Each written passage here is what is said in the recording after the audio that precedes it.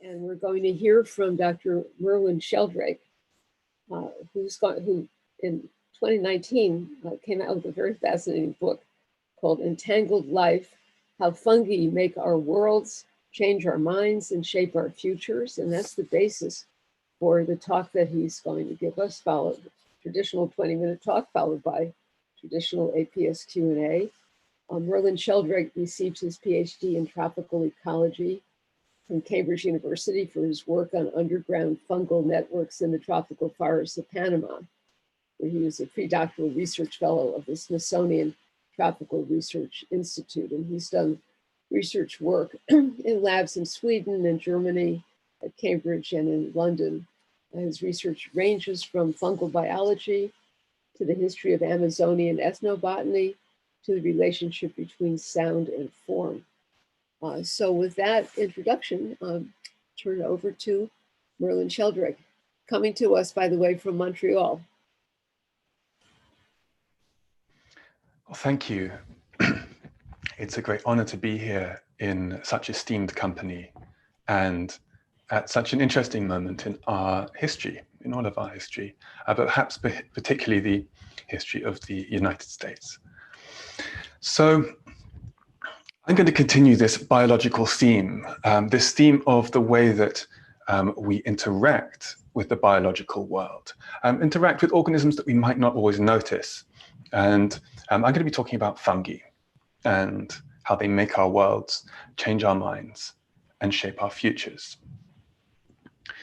So fungi are a kingdom of life. That's as broad and busy a category as animals or plants. But when we think of fungi, we normally think of mushrooms, but mushrooms are just the fruiting bodies of fungi. They're analogous to apples on a tree.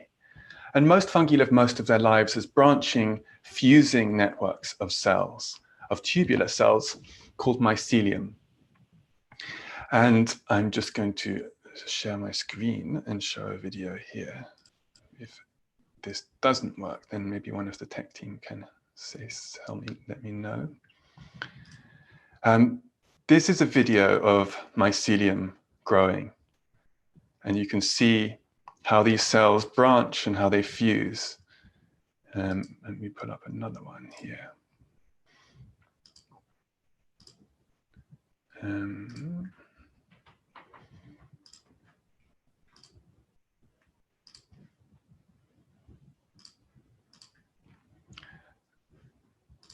I'll leave that one. Of how they, so mycelium is a strange kind of a biological form. It's quite unlike us. We have very determined bodies, a predetermined body plans. We have a body plan in the first place. Fungal mycelium doesn't have a body plan. Fungal mycelium pours itself into its environment. And you could never describe the shape of mycelium or the way that it is organized without thinking about where exactly it happens to be. And so these life forms challenge our animal imaginations. Fungal networks can fuse with other networks. You can take a fragment of a mycelial network and regenerate an entirely new network. And actually that can happen indefinitely, meaning that fungi under the right conditions can be potentially immortal.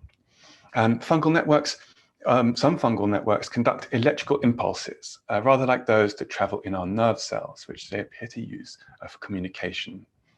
Fungal networks can also navigate labyrinths and find the shortest path between 2 points, rather like slime molds, which many of you may have heard of, which are the poster organisms for brainless problem solving.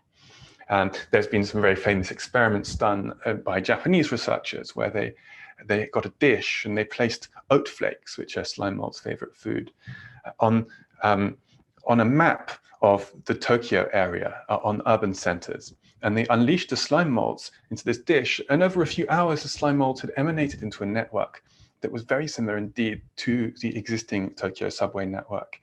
I have a friend who keeps slime molds, keeps a stable of slime molds. And he always jokes with me about their intelligence. He gets lost in his IKEA store repeatedly, and he has to ask the attendants for the directions to the exit. So he once challenged his slime molds with the same question. So he built a maze based on a scale model of his local IKEA store, released the slime molds inside, and within a few hours they had found the shortest path to the exit without having to ask any attendants. And so these are easier to study than fungal networks, but fungal networks behave in many of the same ways as slime molds.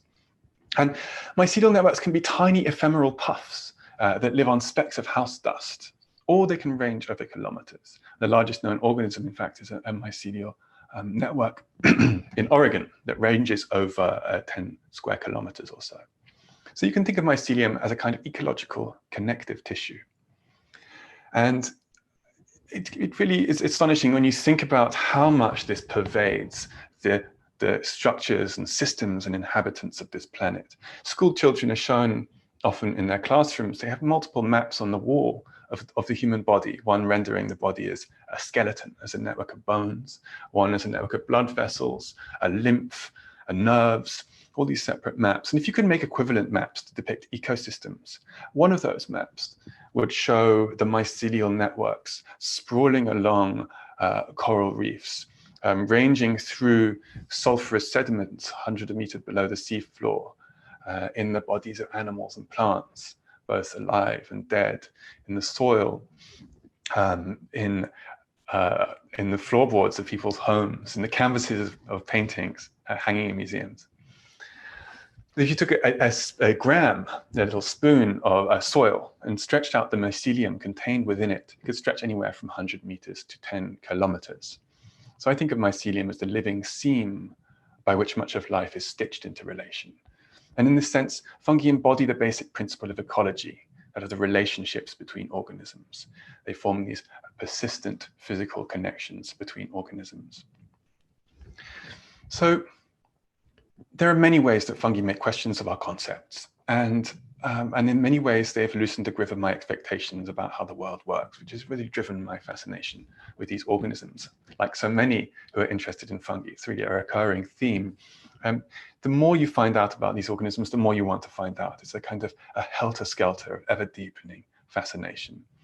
And my fascination really began in a deep way when I started doing my doctoral research. And I was doing this in Panama at the Smithsonian Tropical Research Institute, which is an amazing place. Some of you may know it, in fact. And an amazing collection of researchers who come there to study the forest in the forest.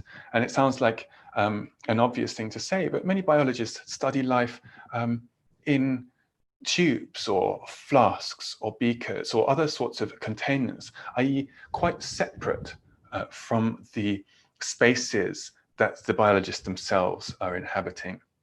So field biologists study life in situ, and tropical ecologists and tropical biologists study tropical forests in situ. And there are really some remarkable people at this place.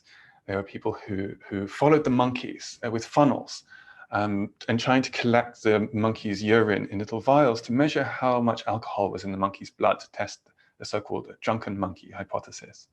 There were people who tried to induce lightning strikes to see what would happen to trees and lianas that had been struck by lightning. There were people who tracked the way that bumblebees traveled between flowers to build up a bumblebee's eye view of the forest. There are people who studied the way that ants swim and navigate as they're swimming. So this rich diversity of the forest was mirrored in the diversity of the biologists who came there to study it. And one of these beautiful things being that when you're in the field, when you're studying the forest in the forest, then you're really in a different kind of power dynamic to your subject matter as a scientist. When you're conducting research on tubes or test tubes, you're in a kind of God role. You're in total charge of these fragments of life, but in the forest, you're not.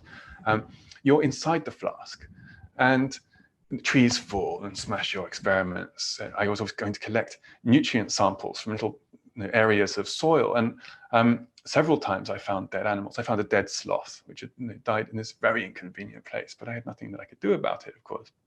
So there's a humility that sets in. And this humility was really important in my fungal inquiries because there's a kind of inbuilt humility in fungal biology because we know so little about these organisms. We have to take this humble perspective because there are really so many open questions. and so many questions about just the very nature of interaction. And I was at this conference in Panama, one of these conferences that would happen, and on microbes, on tropical microbes. And lots of us had gathered there who were studying the way that microbes interacted with the animals and plants that we think of more often when we think of a tropical forest. And someone got up to talk about a type of plant. And this type of plant was known to be this type of plant because of the chemical it produced in its leaves. This was a diagnostic feature of this type of plant. And so the researcher said, actually, this chemical is not produced by the plant itself. It's produced rather by the fungi that live in the plant's leaves. And so we had to redraw our idea of what this plant was. And then someone said next to me, no, I think it's actually the bacteria living inside the fungi, living inside the plant. And then someone else like, I think it's the viruses living inside the bacteria, living inside the fungi, living inside the plant. And this really, these shifts of perspective, the ground changing under your feet, this is a very common experience when thinking about these organisms and the way that they weave together these biological processes that surround us and upon which our lives depend. So I was studying, and I continue to study, the relationships that form between plants and their fungal associates. And almost all plants form relationships with fungi that live in their roots and extend outwards into the soil. And they're fed by the plant with energy-containing carbon compounds like sugars or lipids that the plants produce in photosynthesis. And in return, the fungi can exchange nutrients, mineral nutrients from the soil like nitrogen or phosphorus, and give these to the plant and to protect the plant from disease. And this is a really, really fundamental relationship that has shaped the entire history of life. In fact, these fungi had a key role to play in the evolution of plants in the first place. About 500 million years ago, the algal ancestors of green plants started to wash up on the soggy shores of lakes and rivers. And these algal ancestors of plants were very well adapted to surviving in fresh water. They could photosynthesize, they could eat sunlight and air. But when they washed up onto land, without roots, without any ability to scavenge in the solid ground, they now found themselves on top of their face with a major problem. And at this moment, fungi really came in, and this relationship was forged then. And fungi can explore very deftly, as you saw with this growing and branching mycelial forms. They're very well adapted to searching through space, searching through cluttered space. And at this point in the history of plants, this relationship was struck up, and it persists to this day. So when we think of a plant, we're really thinking of the outcome of a symbiotic relationship. And actually plants are algae that have evolved to farm fungi, and fungi that have evolved to farm algae. And so all of the rest of life on land, all visible life on land, including our own, depends on this relationship. I'm just going to show you, if I can, a video that will give you an idea of quite how intimate this is. So if this is not working, perhaps someone will tell me. I'll just pause it. The blue is a plant material, and the red is fungal material, the mycorrhizal fungal material. And this is a section through a plant root. And we'll actually go journeying through the root. And this will just give you a sense of quite how extensive this relationship is. This is no casual affair. This is a relationship that is hundreds of millions of years old. And you can think about the fungus as a prosthetic organ of the plant's body, and the plant in turn as a prosthetic organ of the fungus's body. Both extend the other's reach, and both allow the other to do things that they could not do alone. And this really is a recurring theme in the history of life. And here we are journeying through the root. This is something I always wanted to do when I was in the forest, and whenever I am in forest, but it was only recently I was able to do this using a very elaborate microscopic technique. So these relationships are fundamental.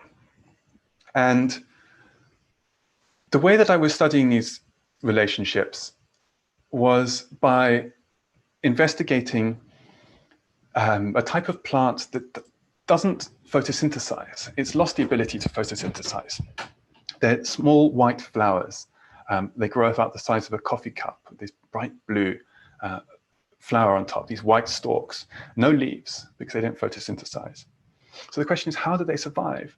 And they survive by drawing their nutrients and their energy through their fungal networks from other plants. So these plants, they're called Voiria, the species I was studying, they are able to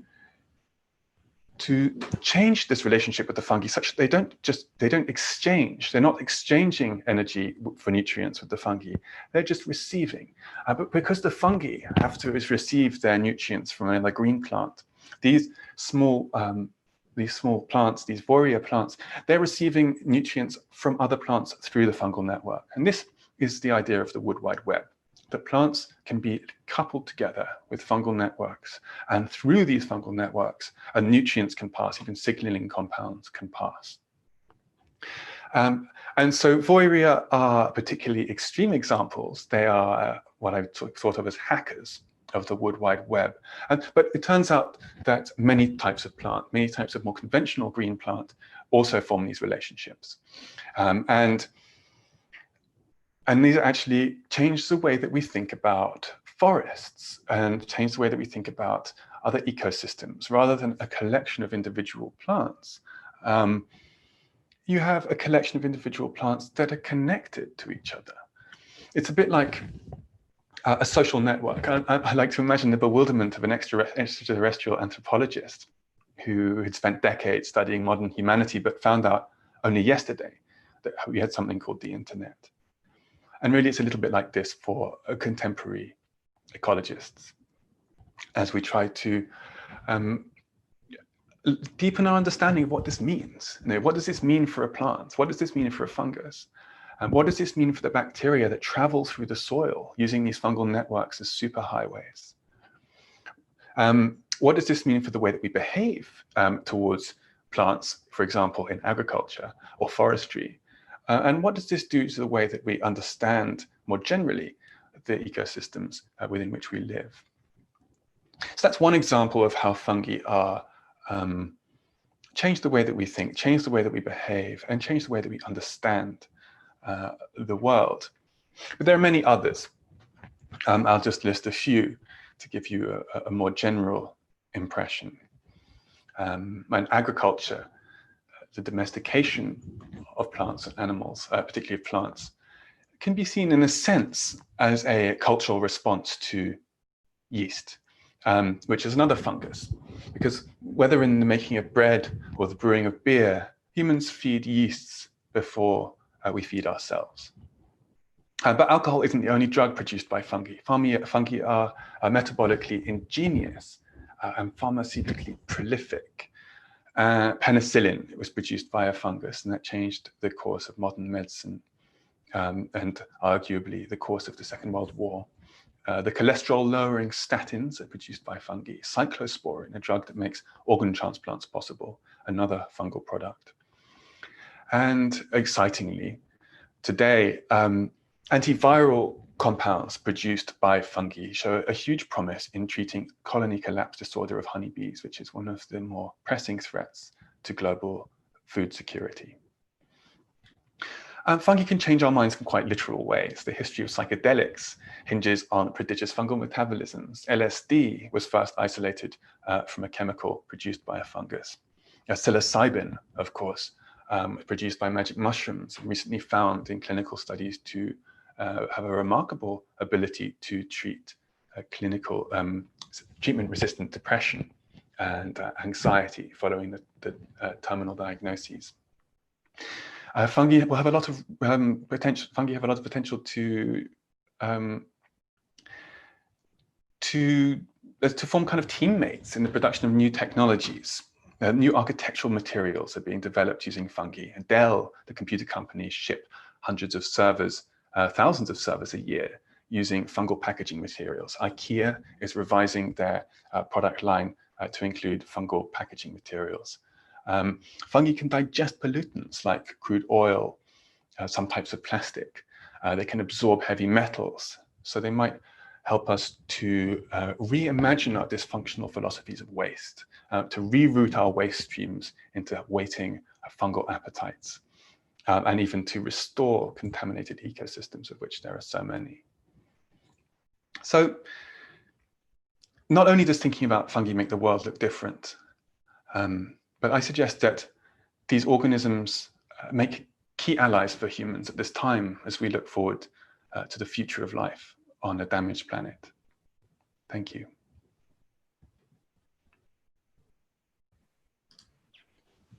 Thank you very much.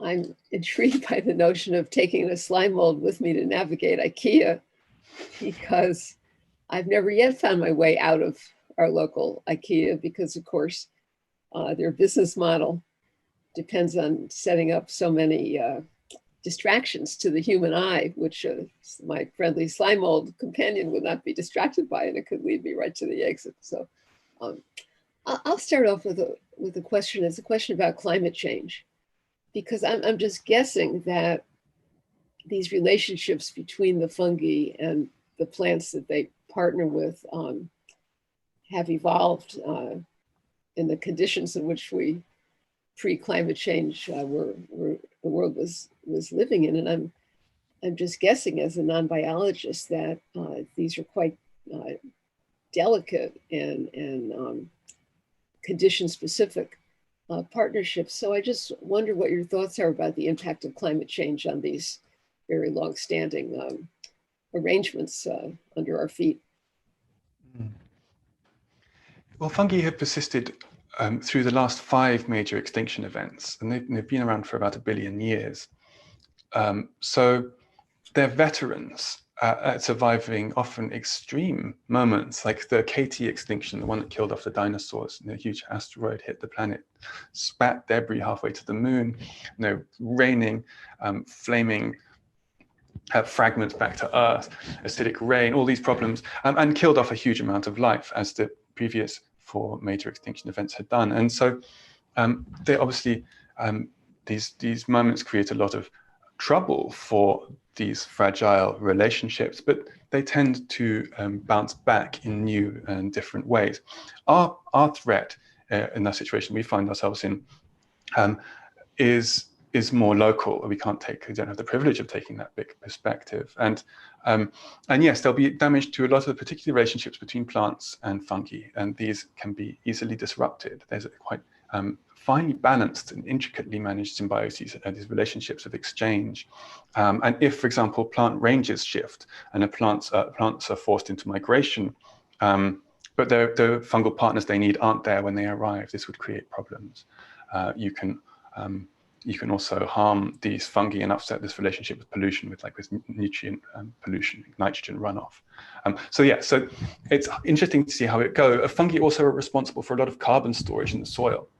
Soils store more carbon than the atmosphere and all plant bodies combined, which is amazing when you think about this. And a lot of this carbon is bound up in the tough materials produced by fungi. And so fungi will actually, I think, will help to deal with the effects of climate change by burying carbon in the soil if we allow them to do so. So they can respond, I think, in a number of ways to these complex conditions we find ourselves in.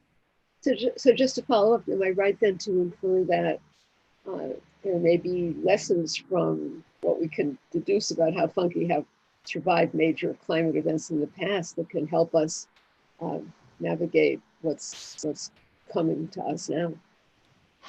In a sense, I mean, on a meta level, you can think of that. I mean, they've done this by being inventive, collaborative, and flexible.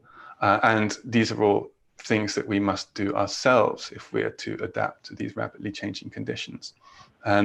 So on that level, I think they have lessons for us. I think they have direct application that we can that would help us. And just taking a more fungal point of view, I think would help us to think in more responsible ways about the ecosystems that we're doing so much harm to.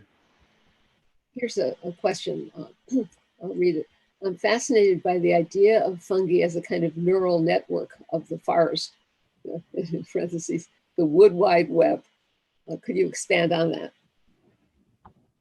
So yeah, there are all these analogies that we can use. The neural network is one. It's a network that we're intimately familiar with, but you can also think about it as a kind of circulatory system.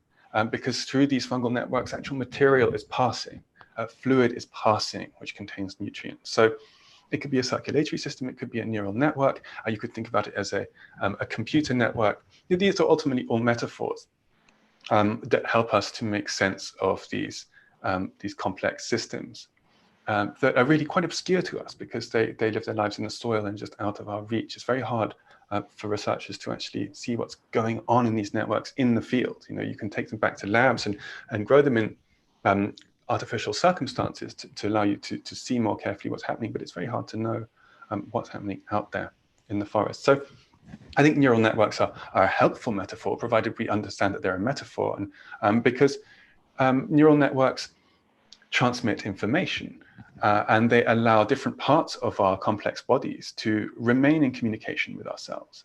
And I think when you imagine one fungal network, let alone a fungal network connected to multiple trees, just one fungal network, say, sprawled over tens of meters, they have a communication challenge. Not on their hands, they don't have any hands, but they have a communication challenge in their mycelium because they have very different circumstances. In one part 10 meters over there and one part 10 meters over here, they've got to remain in touch with themselves. They have to integrate multiple sensory data streams.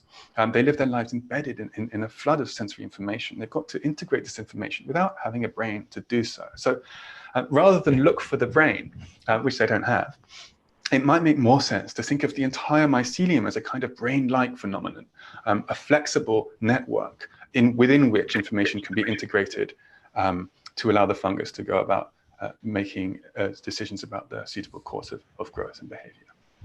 Martine Rothblatt asks, are molecules unique to fungi have absorption spectrum that could be observed in planetary or interstellar space, as has occurred with many complex molecules? Not that I've heard of. I don't know if there are any that would be unique to fungi that would show up in spectra. It's very possible. There's a huge amount about fungal metabolisms that we're yet to find out, but this is not something that I've heard about. Although people are very interested in the way that fungi can survive in space. Here's a question. Thank you for a most illuminating talk. In your example of the blue flower on a white stalk that receives its nutrients via fungi, what's in it for the fungus? That's a really good question. And it's one that I spent quite a lot of time wrestling with. At first glance, it would seem that there's not much in it for the fungus at all, because the fungus appears just to be giving and not to be receiving anything whatsoever. And so the conventional story is that the plant is a parasitic plant, that it's taking without giving from the fungus, that the fungus is being in some sense screwed over. But we don't know that, because to show that something's parasitic, you have to show that the plant is parasitic, you'd have to show that the plant is detrimental to the fungus somehow. It's damaging its life chances. And that's really hard to show, actually impossible to show given current experimental techniques. And so it's very possible that the plant is providing another kind of service to the fungus, that it's just outside these conventional currencies of exchange. And so this gets into these bigger questions of how we understand symbiosis. How do we understand these relationships between organisms, these very intimate relationships between organisms? Because if we're just looking at the currencies of energy and nutrients, then yes, the fungus isn't getting anything back. But maybe there are things like shelter, for example, in these roots, these cavernous roots. Maybe the fungus can protect itself from the bustling wilderness of the soil, which is quite a wild place to exist and certainly hazardous. So maybe there are other kinds of benefits that we haven't taken into account. And this, I think, it applies more generally to lots of the relationships that we think about in the biological world. There's another question right along those lines. I'll ask it just in case there's something else you want to say. What advantages do the fungi have in this intricate relationship with plants? It seems like the plants benefit a good deal, especially those who rely upon the nutrients. That's really the same question, I think, unless you want to elaborate. Well, the fungus benefits also a great deal because they're receiving energy from the plant directly. So plants are producing, they're doing the photosynthesis, they're doing the eating of light and carbon dioxide, which really is the foundational superpower of plants. We forget other organisms can do this too, but plants are photosynthetic and depend on this in a big way. But by growing inside the plant, the fungus gets privileged access to these sources of energy. It gets fed. which means that it doesn't have to do all this decomposing itself. That part of its life is taken care of by the plant. So the fungus stands to benefit a huge amount from the plant, as well as the plant benefiting from the fungus. Rowena Matthews asks, how do fungal networks actually transmit signals? It's a question that's being wrestled over as we speak, and it's been wrestled over for some time. Chemical signals can pass through these networks. So a chemical messenger can travel from one point in a network to another, rather like a hormone traveling from one part of your body to another part of your body.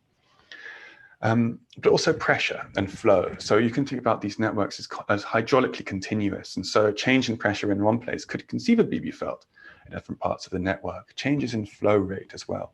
And this is something that's being explored. Pulses and changes in direction of flow is another possibility. And electricity is another.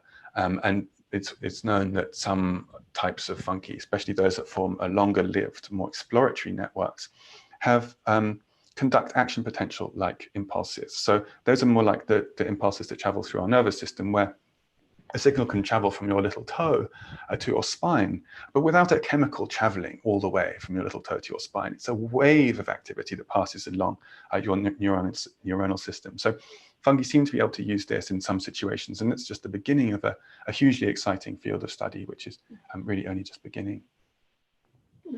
Nina Chaplonsky has quite a philosophical question here.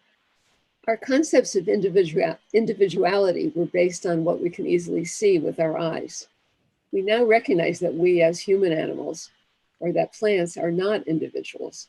Macroorganisms are really consortia of microbiomes or fungal partners. How can we deal with philosophical issues of individual and, quote, independence in light of this inherent codependence? I think this is one of the most interesting questions that we can be thinking about right now. Certainly that the biological science is throwing out to us, to the world, to chew on. Any part of the microbial sciences is dealing with these issues. And many of you would have thought about your microbiome, your gut health. These are terms which are coming into common parlance. And I think this question of individuality, autonomy, independence, we do need to wrestle with this. And I think the confusion is healthy. I think we should be confused about what it means to be an individual, what it means to be autonomous and independent, because we tell ourselves these stories about independence and autonomy, about separation, about neatly bounded individuals to support our economic, philosophical systems, our political systems. And yes, we need these concepts, of course. But I think a lot of the trouble that we find ourselves in today is precisely because we've imagined ourselves to be neatly separable individuals. It's by imagining ourselves as neatly separable individuals that we justify environmental devastation. It's by imagining ourselves as separable neatly from other humans that we justify the exploitation of other humans. And so I think that by learning to reimagine the way that we depend intimately on the world around us, and not just the living world, right? On the breath, on the air that we need to sustain us, the water that we need to sustain us, which are as much part of our cells as our own atoms and molecules. And so I think the confusion can give rise to a big, large-scale reimagining of our relationships. And I think that can help us to become more responsible denizens of this planet. Well, that's a wonderful, provocative, deep note on which to end your very interesting talk. There are more questions in the chat and the Q&A, but we don't have time for them, unfortunately. Thank you very much for joining us.